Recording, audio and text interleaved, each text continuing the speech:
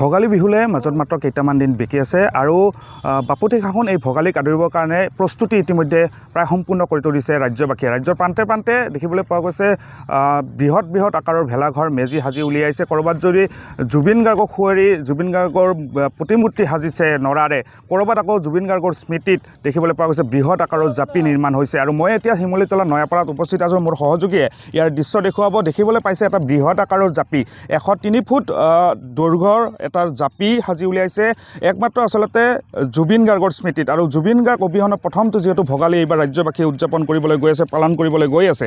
আৰু জুবিন গাৰ্গৰ স্মৃতিতে এনেধৰণে এটা সুবিশাল এক মেজি এক জাপি তেখেতসকলে সাজি উলিয়াইছে। আৰু তিনিদিনীয়া কাৰ্যসূচীৰে আচলতে এই নয়াপাৰা যি হাইস্কুল খেলপথাৰ আছে, শিমলুতলা হাইস্কুল খেলপথাৰ, ভোগালী মহোৎসৱ তেখেতসকলে আয়োজন কৰিছে। আৰু এই জাপিৰ সমান্তৰালভাৱে তেখেতসকলে সাজি উলিয়াইছে এটা মেজি, সুউচ্চ মেজি। আৰু পৰম্পৰাগত যি অসমীয়া পৰিয়ালৰ বাসগৃহ আচলতে যিবোৰ আজিকালি আচলতে দেখিবলৈ পোৱা নাযায়, তেনেকুৱা এক গৃহ এটা তেখেতসকলে সাজি আছে। সমান্তৰালভাৱে এখন তোৰণ তেখেতসকলে সাজি উলিয়াইছে। আৰু এনেধৰণে তেখেতসকলৰ কাম তেখেতসকলে কৰি আছে। আৰু যিটো জাপি তেখেতসকলে নিৰ্মাণ কৰিছে, এই জাপিটো আচলতে প্ৰায় 2 মাহ পূৰ্বৰ পৰাই আচলতে আৰম্ভ কৰিছিলে তেখেতসকলে জাপিটো নিৰ্মাণ কৰা। আৰু অৱশেষত এতিয়া জাপিটো প্ৰায় সম্পূৰ্ণ হৈ উঠিছে।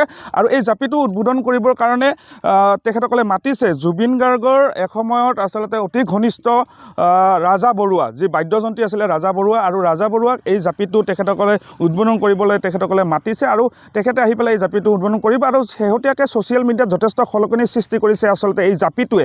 ছ'চিয়েল মিডিয়াত দেখিবলৈ পোৱা গৈছে, সকলোৱে শ্বেয়াৰ কৰিছে। ক'ত হয়তো বহুতে জনা নাছিলে, এইটো হৈছে গোৱালপাৰা জিলাৰ শিমলুতলা নয়াপাৰাত নিৰ্মাণ হৈ আছিলে তেতিয়া। আৰু এতিয়া নিৰ্মাণ ইতিমধ্যে সম্পূৰ্ণ হৈ উঠিছে এই জাপিটোৰ। মই সহযোগে সেই দৃশ্য দেখি আছে, যিহেতু ইয়াৰে স্থানীয় যুৱকসকল, যিসকল যুৱকে দিন ৰাত একাকাৰ কৰি এই জাপিটো নিৰ্মাণ কৰি উলিয়াইছে, তেখেতসকলৰ পৰা মই কিছু মন্তব্য ল'বৰ কাৰণে যত্ন কৰিম। আপোনালোকে কেনেকৈ মনলৈ আহিছিলে আচলতে জাপিটো নিৰ্মাণ কৰা? হয়, নমস্কাৰ। তাৰমানে আমি এইবছৰ 4ৰ্থ বৰ্ষ শিমলুতলা নয়াপাৰা যুৱ সংঘৰ উদ্যোগত আমি ভোগালী বিহু ইয়াত মহোৎসৱ আয়োজন কৰি আহিছোঁ। তো এই বৰ্ষৰ আমি সকলোৱে এটা ল'লোঁ যে ভাবিলোঁ যে কিবা এটা এনেকুৱা কৰা যাওক, যিহেতু আমাৰ হিয়াৰ আমঠু জুবিন গাৰ্গ এইবাৰ নাই, তেওঁৰ অবিহনে প্ৰথমখন ভোগালী বিহু। তো তেওঁৰ স্মৃতিৰ সোঁৱৰণত আমি এটা পদক্ষেপ ল'লোঁ যে আমি এটা সুউচ্চ জাপি নিৰ্মাণ কৰিম। তো জাপিখন আপোনালোকে দেখিছে, 103 ফুট দৈৰ্ঘ্যৰ জাপি আমি নিৰ্মাণ কৰিবলৈ আৰম্ভ কৰিছোঁ। ইতিমধ্যে কাম প্ৰায় হ'লে আৰু কিছু সংখ্যক চলি আছে। আমাৰ 13 তাৰিখৰ আগতে সম্পূৰ্ণ হ'ব। তো গোটেইখিনি আমাৰ স্থানীয় শিল্পীৰ দ্বাৰাই কৰা হৈছে। আমাৰ যুৱ সংঘৰে সদস্যসকল লগতে স্থানীয় শিল্পীসকলে কামখিনি কৰিছে।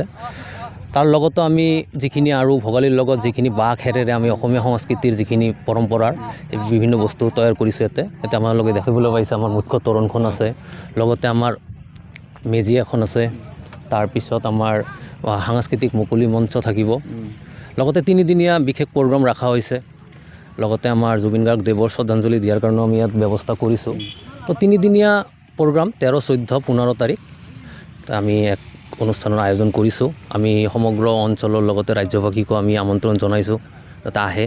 আমাৰ গোৱালপাৰা জিলাৰ দুধনৈ সমষ্টিৰ এখন সৰু গাঁও আমি শিমলুতলা নয়াপাৰা গাঁওবাসীয়ে। তো গোটেইখিনি আমাৰ মানে উদ্দেশ্য হৈছে যে আমাৰ যিখিনি নৱপ্ৰজন্ম আছে তেওঁলোকক আমাৰ অসমীয়া সংস্কৃতি পৰম্পৰাৰ লগত চিনাকি কৰাই দিয়া।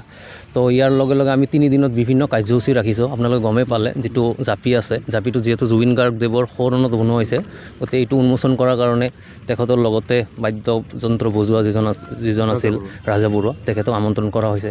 লগতে আমি পিতৃ মাতৃ পূজন, অসমীয়া সংস্কৃতিৰ ওপৰত আলোচনা, বিভিন্ন কাৰ্যসূচী আমি ৰাখিছোঁ।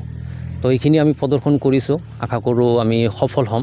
এতিয়াও কাম চলি আছে, হয়তো আমাৰ যেতিয়া এইখিনি পৰিষ্কাৰ কৰি দিয়া হ'ব, ভালকৈ দিয়া হ'ব, কমপ্লিট হ'ব সম্পূৰ্ণ। নিশ্চয়কৈ এখন সৰু গাঁও নয়াপাৰা, আৰু এই সৰু গাঁওখনৰ পৰাই আচলতে বৃহৎ আকাৰৰ জাতি এটা নিৰ্মাণ হৈ সমগ্ৰ ৰাজ্যতে আচলতে আলোড়নৰ সৃষ্টি কৰিছে এই জাপিটোৱে।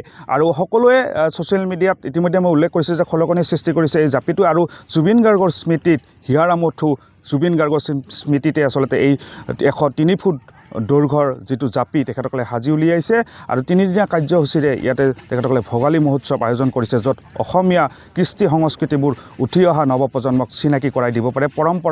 পৰম্পৰাসমূহ যাতে আমি আচলতে পাহৰি নাযাওঁ, নৱপ্ৰজন্ম যাতে পাহৰি নাযায়, তাৰ চিনাকি কৰি দিয়াৰ অৰ্থে আচলতে এই ভোগালী মহোৎসৱ তেখেতসকলে আয়োজন কৰিছে। আপুনি বিচৰা বাতৰি পাব কেৱল নিউজ 18 এপত। নিউজ 18 এপ ডাউনলোড কৰিবলৈ স্কেন কৰক এই QR code. Google Play Store to পাব এই নিউজ 18 এপ।